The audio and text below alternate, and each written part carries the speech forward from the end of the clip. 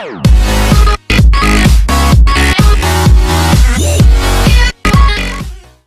sahabat Pedia, selamat datang kembali di channel Suksespedia.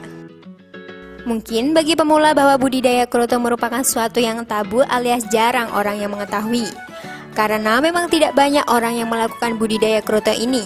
Ya, itu memang benar. Namun, di era yang mulai canggih ini, bahwa budidaya kroto ini bisa saja kita manfaatkan sebagai ladang usaha kita di bidang peternakan. Nah, Suksespedia kali ini akan membahas 7 cara budidaya kroto bagi pemula. Namun, sebelum kita ke topik utama, jangan lupa untuk selalu subscribe, like, share, dan aktifkan tombol loncengnya agar kalian dapat mengetahui informasi terbaru dari kita. Walaupun cara budidaya kroto ini masih sangat tabu terdengar di kalangan masyarakat umum, namun para petani sukses yang dapat melihat peluang dari budidaya kroto ini mulai menekuni budidaya kroto. Bahkan mereka bisa dikatakan sukses meraup jutaan rupiah dengan berwirausaha budidaya kroto ini. Akhirnya kami pun berinisiatif untuk membagikan informasi mengenai cara budidaya kroto yang baik dan benar. Ada 2 cara berternak bibit kroto, yaitu dari alam dan dari budidaya. Mari kita simak video kita berikut ini. 1. Berternak bibit kroto dari alam. Mungkin Anda sering melihat orang-orang di malam hari membawa gala panjang dengan jaring dan senter sebagai penerangan mereka.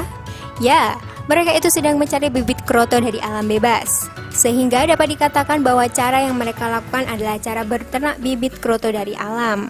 Mereka akan menjual hasil tangkapan kroto di malam hari dan menjualnya di pagi hari di pasar. 2. Berternak bibit kroto dari budidaya.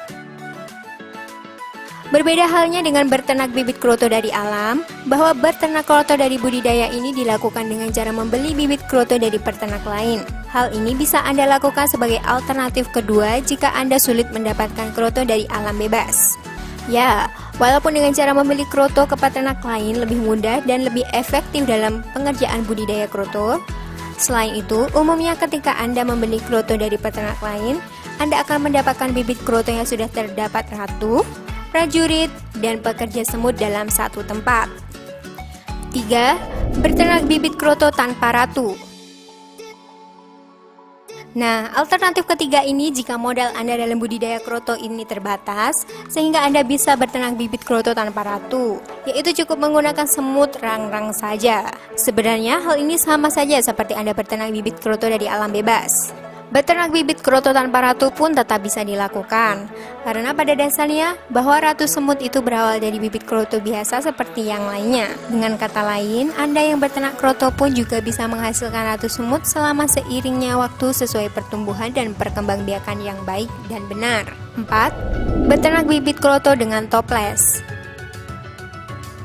Selanjutnya adalah cara budidaya kroto dengan media toples. Kebanyakan peternak kroto menggunakan toples sebagai media ternak bibit kroto yang fungsinya sebagai rumah semut rangrang dan kroto.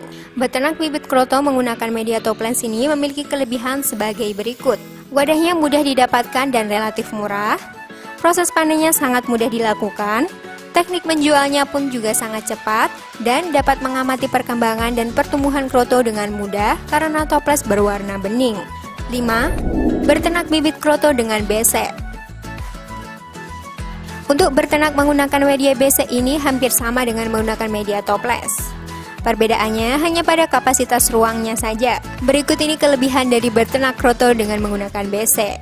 Memiliki ruang yang cukup luas, terbuat dari bahan alami sehingga medianya awet tidak mudah rusak, dan temperatur suhu dan kelembapan yang optimal dan sangat baik untuk pertumbuhan kroto. 6. Berternak bibit kroto dengan paralon. Anda pun juga bisa menggunakan paralon sebagai media ternak bibit kroto. Media ini sudah banyak peternak kroto yang menggunakan, karena menggunakan media paralon ini merupakan salah satu inovasi dari media toples dan besek. Berikut ini adalah kelebihan dari ternak kroto menggunakan media paralon. Media paralon sangat mudah untuk didapatkan karena banyak yang jual. Kerapian terjamin, media lebih awet, dan lebih menampung banyak. 7. Berternak bibit kroto dengan kardus. Mungkin berternak kroto menggunakan kardus ini sangatlah aneh. Namun sudah banyak peternak kroto yang menggunakan media kardus ini sebagai wadah budidaya. Berikut ini adalah kelebihan dari ternak bibit kroto dengan menggunakan media kardus. Kardus sangat mudah didapatkan karena stoknya banyak dan relatif murah, dan ukurannya pun sangat variatif. Ada beberapa poin penting dalam cara budidaya kroto bagi pemula yang bisa Anda jadikan acuan sebagai peternak kroto pemula maupun yang sudah berpengalaman. Poin-poin ini bisa membawa Anda menjadi pebisnis ternak kroto yang sukses. Berikut ini adalah beberapa poin pentingnya. 1. Lingkungan. Anda bisa menggunakan lingkungan yang benar-benar mendukung dalam melakukan budidaya kroto ini. Berikut ini ciri-ciri lingkungan yang baik. Cahaya yang redup, sirkulasi udara baik, suhu udara 26-30 derajat Celcius, dan kelembapan udara mencapai 60-72%. 2. Kandang kroto. Untuk kandang yang baik adalah kandang yang terbuat dari rak dengan bahan yang berserat dan usahakan sesuai dengan jumlah bibit yang Anda ternak. Jangan sampai ruangan kandang sangat sempit hingga mengganggu sirkulasi untuk kroto Anda. 3. Kenyamanan. Kenyamanan dalam berternak sangatlah penting, sehingga jangan disepelekan. Anda bisa memberikan air di keempat kaki kandang kroto. Hal ini perlu Anda terapkan dalam cara budidaya kroto agar semut kroto tidak berjajaran di lantai saat berusaha kabur dari kandang. Kuncinya, buatlah kandang yang membuat semut-semut itu nyaman. 4. Pakan kroto. Agar kroto Anda dapat tumbuh dan berkembang biak dengan baik dan sehat, usahakan memberi pakan pada kroto Anda dengan pakan yang hidup. Jadi, Anda bisa memberikan pakan berupa ulat Hongkong, ulat pisang, jangkrik, atau belalang. Anda juga bisa memberikan minum dengan menggunakan air gula. 5. Karakter kroto. Dalam budidaya kroto, Anda perlu memperhatikan beberapa karakter kroto agar Anda bisa mengenal bagaimana sifat-sifat dari kroto yang Anda budidaya. Karakter kroto ini pun juga dapat dijadikan acuan dan syarat dari budidaya kroto. Kroto ratu. Kroto ratu ini merupakan semut yang berperan sebagai penghasil telur. Kroto ratu ini dapat bertelur hingga ribuan telur. Ciri-ciri kroto ratu ini adalah sebagai berikut. Besarnya 10 kali lebih besar dari semut biasa, warnanya hijau kemerahan, suka berdiam diri di dalam sarang sehingga mudah dilihat. Kroto pejantan. Kroto pejantan ini memiliki fungsi sebagai pengawin kroto ratu untuk bisa bertelur. Berikut ini adalah ciri-ciri dari kroto pejantan. Besarnya lebih kecil dari semut biasa dan usianya yang lebih pendek. Umumnya semut pejantan habis kawin akan mati. Kroto pekerja. Kroto pekerja ini biasa disebut sebagai kroto koloni yang fungsinya mengasuh kroto yang masih muda. Kroto pekerja ini merupakan kroto betina yang mandul sehingga tidak bisa jadi ratu dan ukurannya pun sekitar lebih kecil 5-6 mm dari kroto lainnya. Kroto prajurit. Dinamakan sebagai kroto prajurit karena tugasnya sebagai penjaga sarang atau melindungi koloni semut dari gangguan luar. Mereka juga bertugas menjaga makanan yang sudah dikumpulkan. Umumnya, jumlah semut prajurit ini lebih banyak dibandingkan kroto lainnya. Nah, berikut ini adalah ciri-ciri dari kroto prajurit. Ukurannya sekitar 8-10 mm, memiliki rahang dan kaki-kaki yang kuat sebagai perlawanan dan penjagaan, dan kepalanya terdapat sepasang antena panjang. 6. Lokasi budidaya kroto. Lokasi budidaya kroto pun perlu diperhitungkan.